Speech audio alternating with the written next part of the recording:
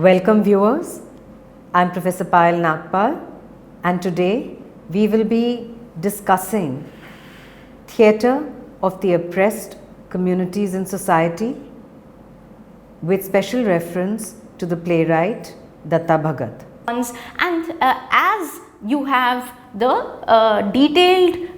real detailed events that are given to us in the text, and these then together expand the text scope of meaning. Even though Madhupuri is very conscious of the fact that he only wants to give us all that is true, even when that is the case, we see different elements coming in and forming a life of their own. Now, if you notice here, the topography of the place that is given to us, that is the geographical details, just to be able to pin it to the place that the narrator provides to us, it is given to us to add authenticity.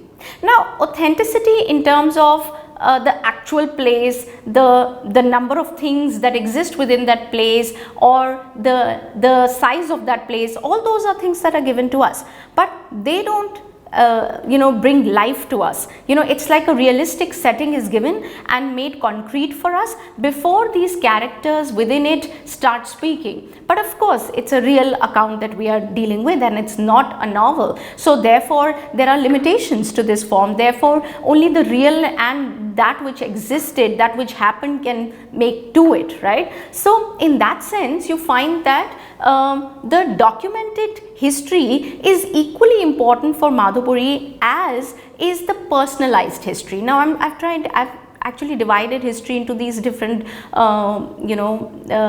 categories, if you like. You could call it the documented recorded history, but then there is a personal history that is provided to us in this narrative, and I would like to also add an alternate history which is trying to counter the mainstream history. You see, there is also this sense that a lot of marginalized writers have, that their histories have never received that kind of focus that mainstream histories have. For instance, what has been the contributions of Dalit leaders to the national movement? This is a new exercise now, and a lot of research work is still going on with respect to the marginalized leaders who never got their right of space in the mainstream recorded history, because in mainstream recorded history we only have a few people, and that too again males, who have taken over the space. So a lot of marginalized history tries to bring out what we today call subaltern histories, which means the subaltern, in the sense the other and the subordinated groups. Now they have become important voices in our own time in contemporary theory, where they want to speak from their own point of view.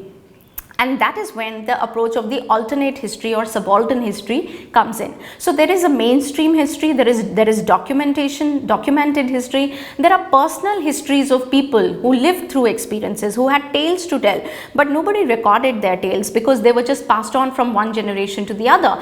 But it is a political act also, because you see, when you have somebody like Balbir Madhupuri tell you that my father said this, you have somebody who has recorded through this autobiography the personal history, the personal pain and the personal problems of another man.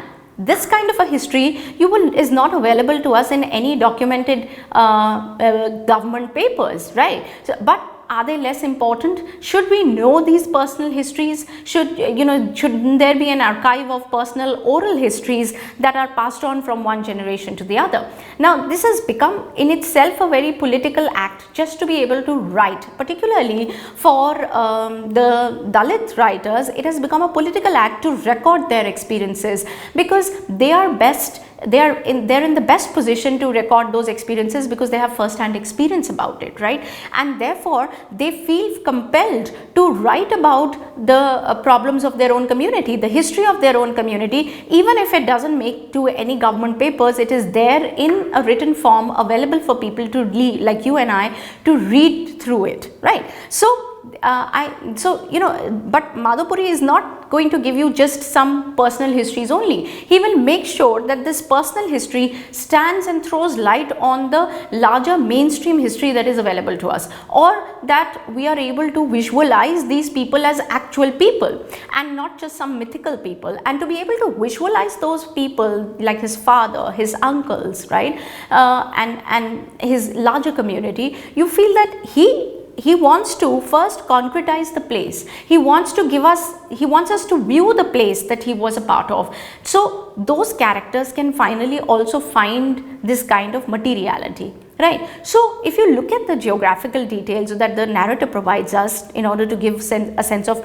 authenticity to his narrative, we are told that Madhopur is a district in Jalandhar, and that is one of the villages located in the Mand region, and that the land where river Beas once flowed, right? It makes the place immediately concrete. We know where Madhopuri exactly is situated. It is situated in a district in Jalandhar, in a village near the Mand where the river Beas once flowed. So in a way, he is narrowing for us the place for us to see it as he has seen it, and so that now he can fill this place with people. It not only makes the details real and concrete, it also keeps the reader very close to the place and to the events described in the text. So in order to build a sort of a bond with the reader, Balbir Madhopuri really believes that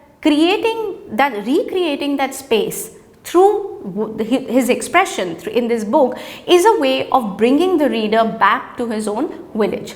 Now, use of precise details and recorded history may also be seen in another of his quote, which comes on somewhere around page 5 of the book. You notice that he was trying to tell you what his village looks like, and again he wants you to see that village. He wants you to make an estimate around that village, right? And he says, and I quote, "My village is not very big. It has a population of about 1200. Nor is it very old, only about 250 years old. According to records of 1914 to 15, its total area was 505 acres and it had 12 wells. The revenue paid was rupees 885. At present, its area is more or less the same. The revenue is 1200 rupees. The common land is 17 acres, and this includes the lanes and ponds of the village." What is the writer really trying to suggest here through these descriptions? Why should you know what was the revenue paid at that time? Why should you know that what is the common area like? What is the common land like? That it is 17 acres. What does it include? It includes lanes and ponds. And how old is the village? All these, and again, if you noticed in this quotation, he says according to records of 1914 to 15. He wants us to remember, and he wants to also come forward as an authentic writer, that he's not taken this for granted, that he's not taken this autobiography for granted, and this autobiography is not just a vent of his emotions, that this autobiography is a kind of a historical narrative that he's trying to present through a personal point of view. So there is a historical as well as a personal angle attached to it, and he wants to add this data for us, these records for us, these acts for us, so that we can immediately make a connection between the larger political acts and political sort of policies that are passed by the governments, and the social world and the very individual life of the community. So he is always trying to draw this connection between the personal and the social, the individual and the historical, and therefore, or you could say between this consciousness of the writer and the historical epoch that one is a part of. So these details are important in themselves, but also important because they have a direct relation to the lives of people that Madhopuri is interested in telling us about. So Madhopuri deliberates on these details consciously, and the reader really never loses sight of a typical Indian village. The text is replete with specific dates, constitutional acts, historical instances. For instance, there is another episode where he is talking about the 100 years of the British rule in Punjab, and talking about the Punjab Land Revenue Act of 1887. He says that the Punjab Land Revenue Act of 1887 remained in force, which prevented the untouchables from buying land even when they had the money, and the common land, the Marusi as it was called, which had been given to the low caste for their hutments, could not be owned by them. Now, immediately the backdrop of injustice against the Dalit community is set here, and it creates the politics of exclusion. It is exercised at the level of policy making in governance, and then it is also endorsed through the legal framework. What do I really mean by politics of exclusion? Is there a politics of exclusion? Can policies be made that deliberately keep one community out of gaining power, prestige, money, education? If you don't extend the right to study or education to everyone, you have excluded certain communities from it.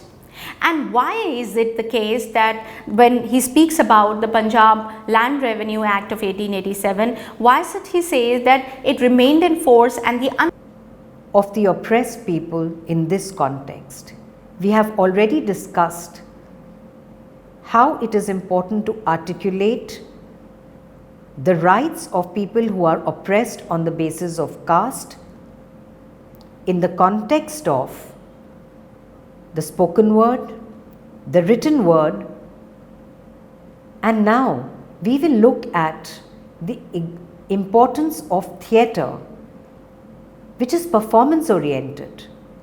It is not simply script oriented, it is not simply text oriented, but it has immense significance in terms of performance.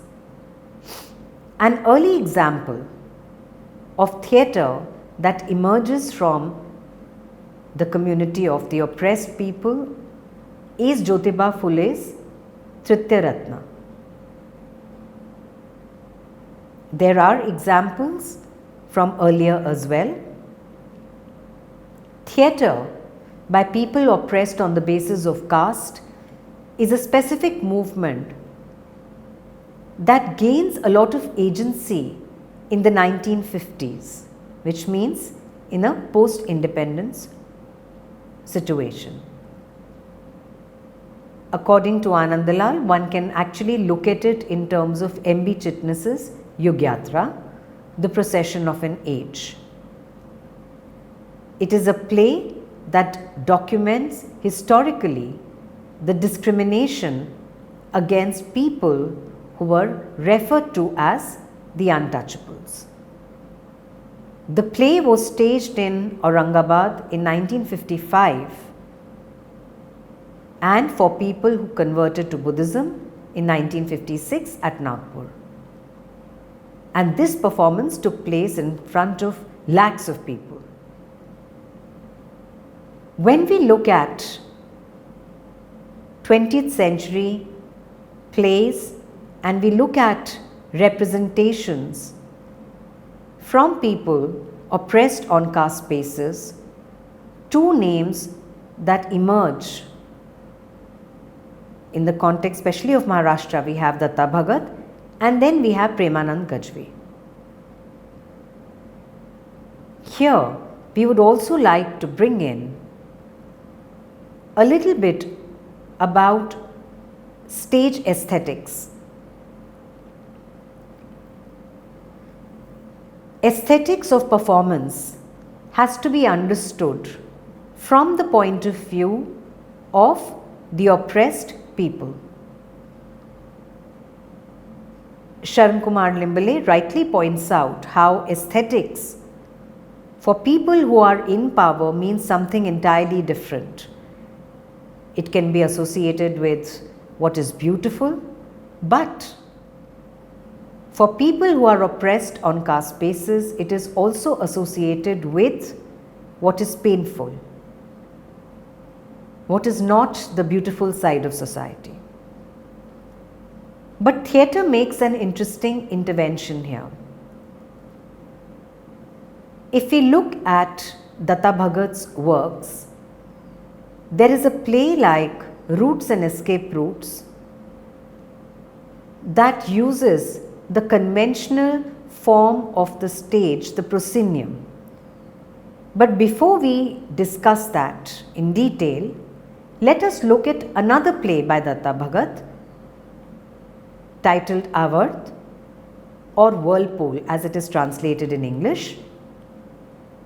that makes use of what is called the form of the tamasha. The engagement of the oppressed people with theatre is closely related to their relationship with tamasha. Theatre was considered as a genre that was fit for the community of the nuts and the bhans. Theatre was also associated with the mobile nomadic groups and travelling troupes. This kind of theatre gave a lot of flexibility in terms of its aesthetics. It did not always require a set stage. It also gave great freedom of expression to the writers, as it allowed them to speak in the language of the common people. Arjun Dangle, who has edited the book called Poison Bread, mentions how the artists, the Dalit artists, participated in the Ambedkarite movement by composing songs, writing ballads, and through traditional folk arts such as tamasha and jalsa. Gail Omwit also refers to these artists as popular communicators. Let us look at this term, popular communicators.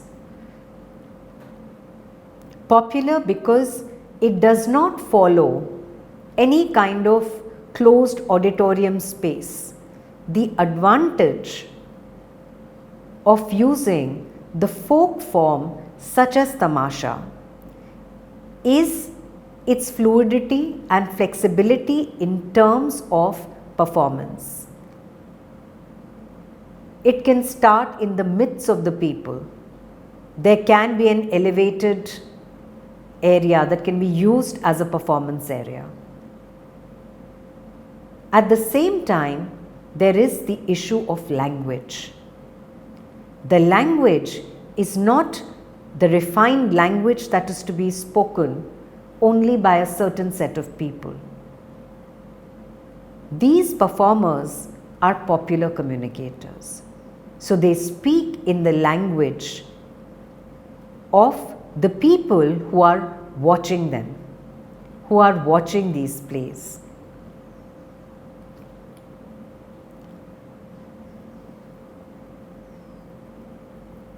As mentioned earlier, that these forms that were used by people who made use of the tamasha form allowed the writers to communicate with the people. We then move to the question of what is to be communicated. So there is entertainment certainly, but at the same time, beyond entertainment is an attempt to communicate with the people regarding the various kinds of oppression that are there with respect to caste, for instance. So, tamasha players moved from one village to another, which also meant that the form gave a certain kind of reach. It is interesting to note that Marathi theatre history begins in the 19th century with the plays of Vishnudas Amrit Bhave, who was a puppeteer, a poet and a storyteller. So the aesthetics of a puppet performance, a writer who is also a poet and has the ability to tell a story, all these provide the aesthetics of what will constitute theatre by the oppressed people. As Anandalal points out,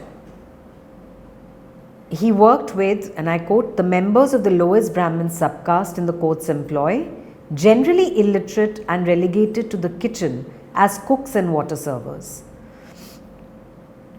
Now we've discussed the aesthetics of the tamasha, its flexibility and fluidity, to understand how this kind of aesthetics, stage aesthetics, provided a very apt medium for people who were oppressed on the basis of caste to evolve a stage dynamic that would help them articulate the problems that they were facing and at the same time resistance to the caste system, and in the process articulate their own identity.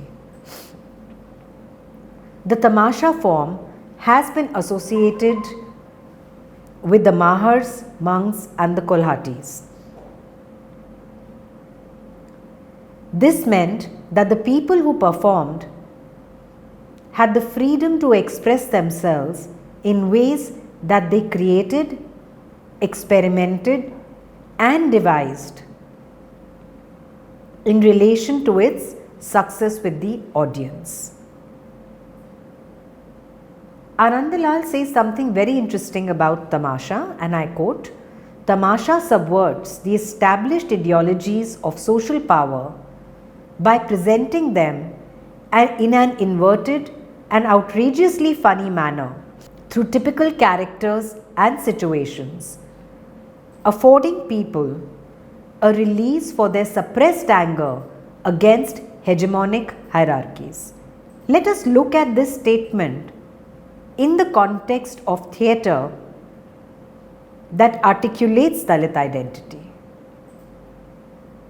So, where tamasha subverts established ideologies, the form of tamasha, when it is used by writers and performers from the oppressed categories, it allows them to challenge the caste system, reject it, and at the same time create space for articulating and presenting their own identity. The use of humor would have probably allowed the writers to speak about issues with a certain ease that would not be available to them maybe in their day-to-day lived life. This brings us to the next point. We started by discussing the importance of theatre, the importance of a form like tamasha in theatre to understand how theatre by people oppressed on caste basis can be very fluid, dynamic and flexible. We come to another point, which is theatre as liberation. Theatre by classes oppressed on caste basis provided a platform to present their problems and issues to the audience of the modern world in a post-independence scenario. This provided the performers, the writers, greater freedom, and soon it developed into a viable form of counter-discourse. The form of tamasha is just one example in the context of Marathi theatre. Other forms were also used. At times, the conventional form of the proscenium was also used. And as explained earlier, two plays by Datta Bhagat provide us with two very different forms and aesthetics used on stage. In the context of Dalit theatre, this grew also into the Ambedkari Jalsa form. Erin Mee says something very interesting here, and I quote, "In the theatre, the politically active Dalits stopped participating in tamasha after the Buddhist conversion. They reconstructed tamasha so that it focused on the life of Ambedkar and the Buddhist conversions, and they called it Ambedkari Jalsa. However, when we look at a play like Whirlpool, we can directly see the impact of the traditional tamasha form and how it provides that very dynamic space to the performers to present to the audience the real story about oppression on caste basis. So in this way, theatre also became a medium for spreading awareness. The technique of tamasha would have come in handy to the performers, and as mentioned that in different parts of the country, different forms could have been used. We then come to a discussion of the playwright himself, Datta Bhagat, a Marathi playwright born in 1945 in Nanded, Maharashtra, a professor, established playwright, president of All India Marathi Natya Sammelan in 2006. He was earlier also the chief editor of Gyan Tirath magazine from about 1995 to 97 and became the president of the Marathi Natya Sammelan in 2006. He started his literary career with short stories and is of course known for plays such as Avarth, that is Whirlpool, or Vata Palvata, Roots and Escape Routes. He has also written literary criticism and is the recipient of many awards.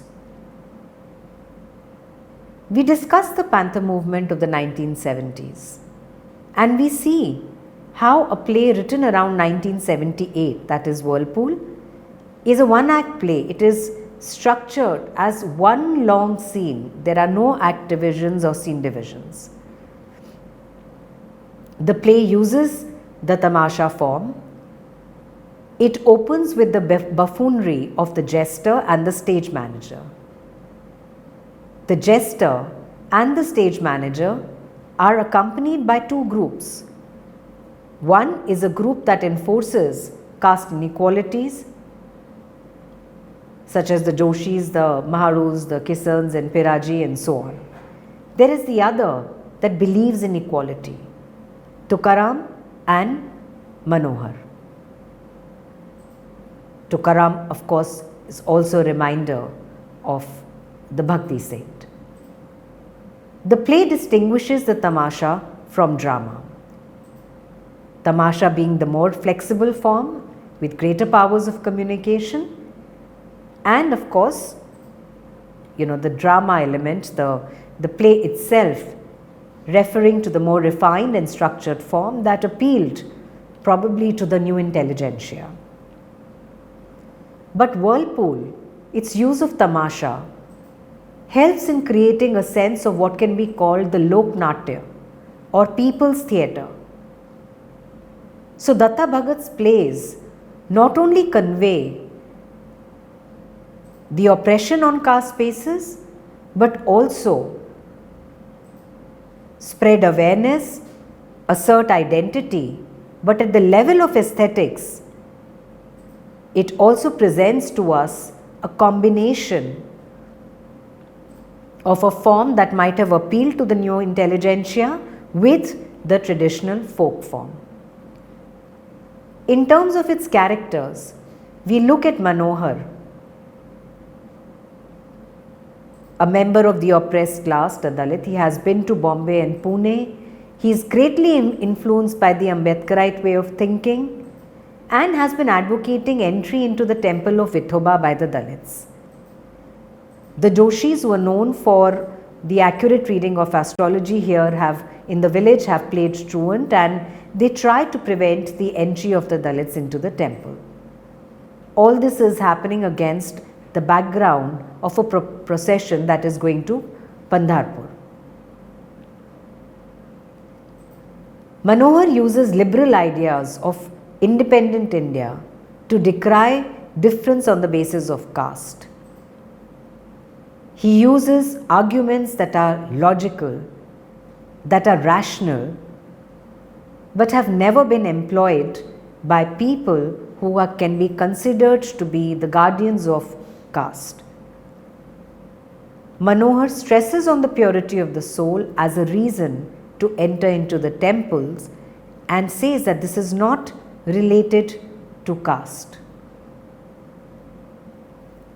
To quote from the play, Manohar says, and I quote, "It's better to live one day the life of a lion than to live 1,000 days as a meek sheep." That's the message that was given to us. Not even the goddess who is pretending to enter the body of the Potraj, not even she has the power to decide on justice and injustice. The play exposes the exploitative relationship between the influential community of the Patels and the evolving Manohars of the New World. Manohar's point of view is the point of view of change. It is the point of view of equality. It is the point of view of a new group of people in independent India who want equality at all levels. But the end of the play is a reminder about how oppressive practices continue to prevail, about how Tukaram and Manohar are left in the well, and the jester says how people who are oppressed on the basis of caste are duped once again by people who are in power. The play makes use of humor, but this humor becomes very dark towards the end as the jester exposes the hypocrisy of the panchayat. At the same time, the jester shows how there is a lot of difference between the ideas that are there in the minds of people like Manohar and the reality of their situation. He subverts mythology to articulate the position of the oppressed people. The sense of historicity is a central aspect of Datta Bhagat's plays, and this can be seen further in Roots and Escape Routes. We see that there is a kind of active agency to the 1970s as far as the community of oppressed people, that is oppressed on the basis of caste, is concerned. This vigor and vitality is seen in Manohar. It is seen in the way in which the jester, layer by layer, exposes the hypocrisy of the society. It is a play that would belong in that sense to the late 1970s.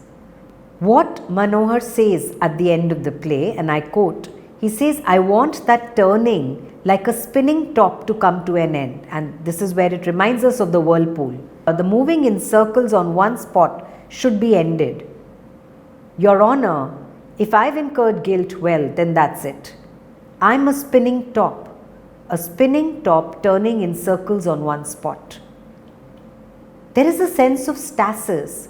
The spinning top in one spot indicates how caste oppression has confined people within one spatial structure, and it is important to break out of this whirlpool. So the play uses the tamasha form, uses vigor, vitality, active agency to bring out all these issues to break out of the whirlpool. This brings us to the end of this discussion, and to sum it up, in this particular lecture, we have looked at the importance of theatre, the aesthetics of theatre used by people oppressed on caste basis. In the context of Maharashtra and the plays of Datta Bhagat, two different aesthetics emerge. we have discussed one, that is the context of tamasha and the way Datta Bhagat's play Whirlpool makes use of it. The historicity of the play in the context of the active performance of thinkers and writers such as Namdev Dhasal, for instance, of the 1970s, and yet a stasis in society that one needs to break out from. With this, we come to the end of this lecture, and in the next lecture, we will be discussing in detail the play Roots and Escape Routes and a different aesthetics that Datta Bhagat presents to us through this play. Thank you.